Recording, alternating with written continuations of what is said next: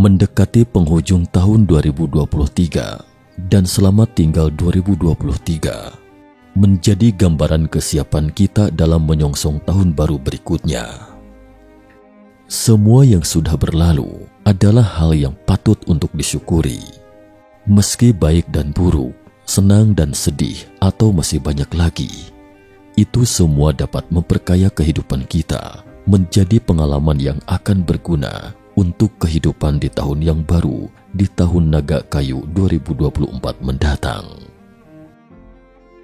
Salam sehat sejahtera. Jumpa lagi di channel Mata Ketiga. Sebelum menyambut tahun baru 2024 yang merupakan tahun Sio Naga dengan elemen kayu yang akan dimulai pada tanggal 10 Februari 2024 hingga 28 Januari 2025. Mari kita kilas balik sejenak peristiwa dunia sebagaimana yang diprediksikan sebelumnya oleh para peramal kondang. Ada sebuah bidang pengetahuan yang telah ada sejak ribuan tahun lalu, yaitu ramalan nasib. Ini adalah semacam takhayul kuno, namun sejak zaman dahulu hingga kini, bidang pengetahuan kuno ini masih eksis, yaitu peramal. Melalui beberapa metode, mereka para peramal dapat meramalkan nasib baik atau buruk, bahkan meramalkan kecenderungan umum peristiwa dunia. Khususnya ramalan diprediksikan oleh peramal Tiongkok kuno itu pada dasarnya sangatlah efektif. Saat ini, Tui Pai Tu, yaitu buku ramalan Tiongkok dari dinasti Tang abad ke-7. Buku ini dikenal karena meramalkan masa depan Tiongkok yang ditulis oleh peramal terkenal Li Chunfeng dan Yuan Tiankang, dan telah dibandingkan dengan karya-karya Nabi Barat terkenal Nostradamus. Buku ramalan Tui Pai Tu dari dinasti Tang bahkan menjadi populer di dunia karena buku ini secara akurat meramalkan banyak fakta sejarah modern sejak ribuan tahun yang lalu. Meskipun dianggap takhayul, tapi pada dasarnya ada berbagai peramal di berbagai negara di dunia atau di barat dikenal dengan sebutan nabi. Mereka meramalkan nasib negara dan masa depan umat manusia. Sebelumnya, peramal asal Malaysia, Datuk Anthony Cheng, menyampaikan 7 prediksi terbaru paruh kedua tahun 2023. Dia melontarkan pernyataan yang mengejutkan bahwa dunia akan semakin bergolak setelah pandemi COVID-19 dan akan terjadi peristiwa besar di sejumlah negara di dunia. Dan 7 prediksi besar ini sekilas terdengar mengerikan, terutama pernyataannya tentang ledakan besar di Taiwan. Apalagi oleh Abhiga Anand, anak indigo yang berada jauh di India ini, juga menarik kesimpulan yang sama. 7 prediksi besar. Dia mengatakan bahwa tahun 2023 akan menjadi tahun yang penuh gejolak. Akan ada bencana alam dan bencana akibat ulah manusia, kekacauan, perang, dan krisis ekonomi lebih lanjut. Perekonomian global akan jatuh ke dalam resesi yang tidak terbayangkan. Kita harus segera bersiap menghadapi berbagai krisis. Sementara itu, peramal asal Malaysia Datuk Anthony Cheng juga mengatakan bahwa heksagram tahun 2023 ini merupakan kombinasi air dan api yang menggambarkan awal mula nasib baik dalam kekacauan. Artinya, era pasca pandemi adalah ujian terbesar bagi umat manusia. Namun sebelum itu perlu diketahui, kami tidak berusaha mengajak Anda untuk mempercayai sebuah ramalan apapun itu bentuknya, karena semua peristiwa apapun yang akan terjadi di muka bumi hanyalah Tuhan yang tahu. Pertama, suasana ledakan besar mungkin akan muncul di sini. Ledakan akan terjadi di banyak tempat di dunia, seperti perang, serangan teroris, bencana alam dan bencana akibat ulah manusia dan bencana lainnya. Kelaparan global mungkin akan semakin parah. Kekurangan pangan di negara-negara Afrika akan sulit diatasi sendirian. cuaca ekstrim akan semakin parah. Suhu tinggi yang berkesinambungan dan suhu ekstrim akan menyebabkan semakin banyak orang terperangkap dalam kesulitan. Bencana alam seperti banjir, badai, gempa bumi, dan lain sebagainya memang sangat mungkin terjadi secara terpusat. Kedua, krisis utang. Skandal dan krisis utang kelompok keuangan raksasa dunia akan terus terungkap, menyebabkan kekhawatiran tersembunyi yang lebih besar. Aksi jual besar-besaran dan bahkan demonstrasi akan muncul silih berganti. Yang ketiga adalah kekacauan perang. Energi perang juga akan meningkat pesat. Konflik antara Rusia dan Ukraina akan kembali meningkat, dan perundingan perdamaian tidak akan terwujud dalam waktu dekat. Sementara itu, konflik antar aliansi atau negara serta antar perusahaan atau kelompok kecil akan menjadi semakin intens. Saat ini dan seperti yang diketahui, Rusia memiliki wajib militer skala besar. Perang akan terus berlanjut dan meluas. Mantan Presiden Rusia, Dmitry Medvedev, menyatakan tidak akan mengesampingkan penggunaan senjata nuklir.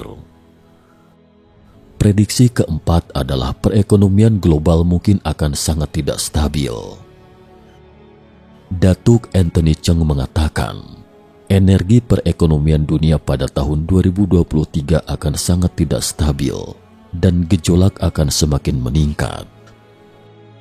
Ya, kondisi makroekonomi global pada tahun 2023 memang kurang kondusif dan terdapat ketidakpastian yang besar. Ditilik dari sudut pandang fundamental, inflasi di Amerika Utara, zona Euro, Jepang, Korea Selatan, dan banyak negara lainnya berada pada tingkat tertinggi dalam beberapa dekade terakhir. The Fed terus menaikkan suku bunga dalam upaya melawan inflasi terburuk di AS dalam 40 tahun terakhir. Namun kecepatan menaikkan suku bunga yang terlalu cepat juga memicu kekhawatiran yang kuat terhadap resesi ekonomi.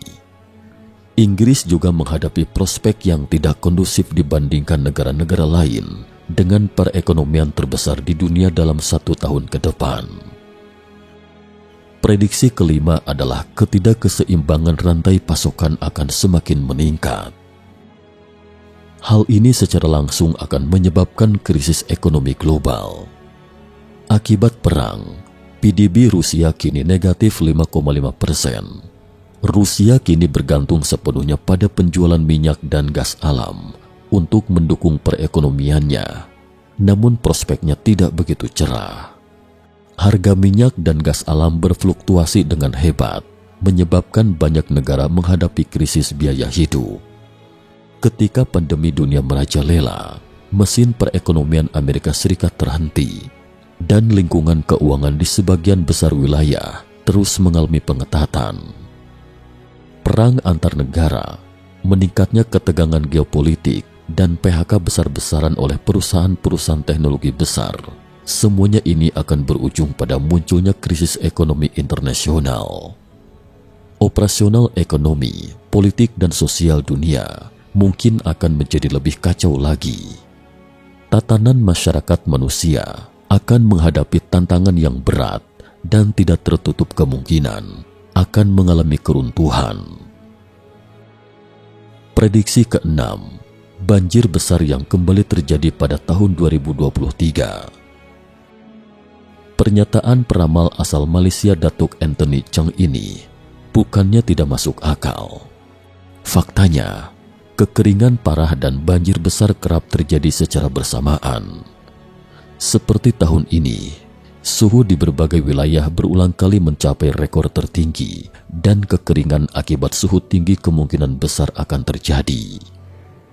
Diikuti dengan banjir besar karena suhu tinggi menyebabkan gletser mencair dan sungai menguap.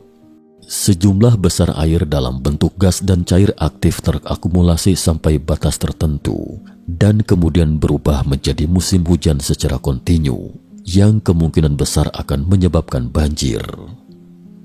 Bencana banjir tahun 1998 adalah banjir besar yang terjadi setelah kekeringan parah. Jika demikian halnya, memang risiko banjir tahun 2023 lebih besar.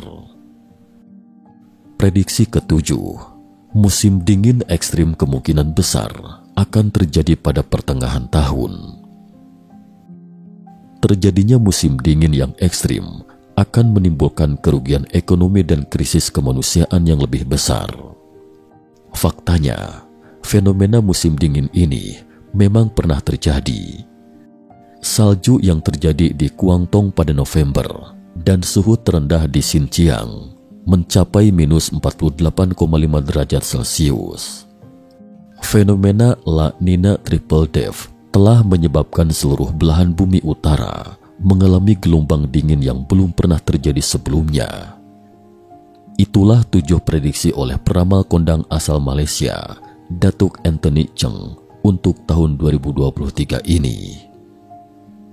Perekonomian dunia saat ini berada dalam kekacauan, dan banyak politisi serta pengusaha memperingatkan masyarakat untuk bersiap menghadapi cuaca dingin yang parah. Faktanya, sebagian besar orang percaya bahwa krisis ekonomi terjadi sekali dalam 10 tahun. Terakhir kali adalah krisis ekonomi yang melanda Amerika Serikat pada tahun 2008. Sekarang lebih dari 10 tahun telah berlalu. Selama beberapa tahun ke depan, semua orang telah kehilangan kepercayaan terhadap perekonomian. Baik Eropa maupun Amerika Serikat merasakan kebutuhan mendesak akan bantuan luar negeri selama inflasi lebih dari setahun terakhir. Sama seperti krisis ekonomi tahun 2008, hanya dengan kebersamaan baru dapat menyelamatkan dunia ini. Coba kilas balik sejenak beberapa tahun terakhir ini. Bencana sering terjadi, seperti kebakaran, ledakan, badai, cuaca ekstrim, wabah penyakit, banjir, gempa bumi, dan sebagainya yang terjadi silih berganti. Penduduk dunia merasakan siksaan batin dan ujian berulang. Bencana alam seperti gempa bumi dan tsunami tidak bisa dihindari, karena setidaknya sampai saat ini manusia masih belum mampu mengendalikan bencana alam. Bencana akibat ulah manusia itu ada yang bisa dihindari, seperti perang, dan ada pula yang tidak bisa dihindari, seperti kecelakaan lalu lintas. Manusia itu kecil dan rapuh di hadapan bencana, seperti yang dikatakan dalam film Disaster tentang bencana alam. Kami harap kalian tidak akan pernah mengalami bencana ini, tapi jika menghadapinya, kalian akan siap. Datuk Anthony Cheng menyarankan bahwa cara terbaik untuk menghindari bencana alam adalah dengan memperbanyak berbuat baik dan mengumpulkan kebajikan. Sedangkan cara terbaik untuk menghindari bencana akibat ulah manusia adalah dengan berbuat baik kepada orang lain, hidup sederhana, dan mengurangi keinginan hati. Seperti kata pepatah, tidak dibutakan oleh nafsu, bersikap ikhlas, sama seperti saat kamu sedang makan dengan ikhlas itu penting dan mutlak. Hati adalah penguasa segalanya, namun hati kita telah tercemar duniawi. Hati kita tidak lagi tentram, karena hati kita telah didominasi oleh keserakahan, emosi, dan kenaifan. Keserakahan, emosi, dan kenaifan itu ibarat gelombang yang naik turun, tidak menentu. Tidak ada lagi kedamaian tersendiri. Pikiran masa lalu telah lenyap, sementara pikiran masa depan belum tiba. Pada hakikatnya, hati itu tulus murni, tidak ternoda oleh duniawi, tidak ternoda oleh keserakahan, emosi, dan kenaifan. Mulailah berkultivasi dari hati Anda. Sekian dan terima kasih atas perhatiannya.